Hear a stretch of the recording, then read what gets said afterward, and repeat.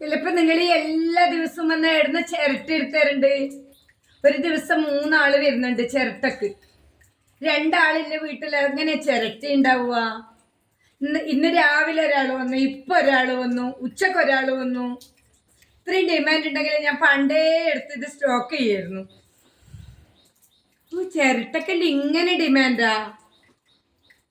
ഈ ഒരാളും വില കൊടുക്കാത്ത സാധനത്തിനല്ല ഒരു കാലത്ത് വില ഉണ്ടാവും അല്ലേ?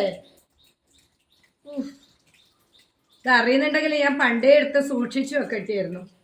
അല്ല, അന്നേരം തേങ്ങയും പകുതി ചിരണ്ടിയിട്ടങ്ങ് ചാടും. നല്ലോണം ഇങ്ങനെ ചിരകാൻ മടിച്ചിട്ട് ചിരട്ടിയും ചാടും. കുലുങ്ങാത്ത തേങ്ങ എടുത്ത് കളയും.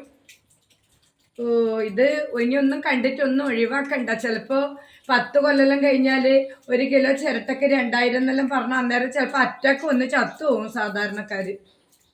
ഇത്രയും ഡിമാൻഡാ. കുമ്മായം വേണോ, ചിരട്ടി ഉണ്ടോ?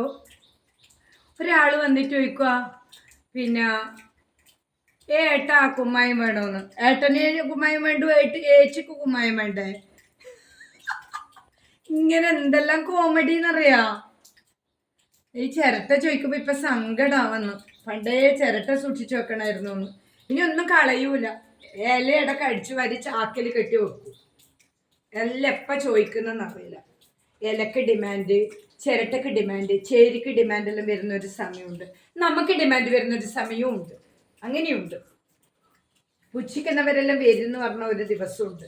അതിന്റെ അർത്ഥമാണ് ഇപ്പൊ ചിരട്ടി, തേങ്ങി, ചേരിയുണ്ട്.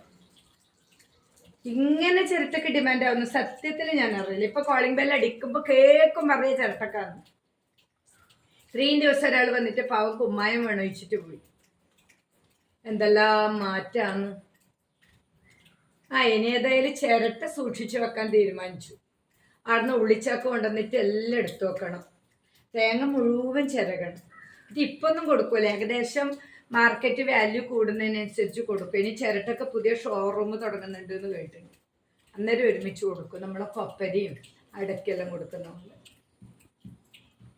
അയാൾ എൻ്റെ അതെല്ലാം കേട്ടിട്ട് പോയി. പാവം. ചിരട്ട എടുത്ത് വെക്കാം.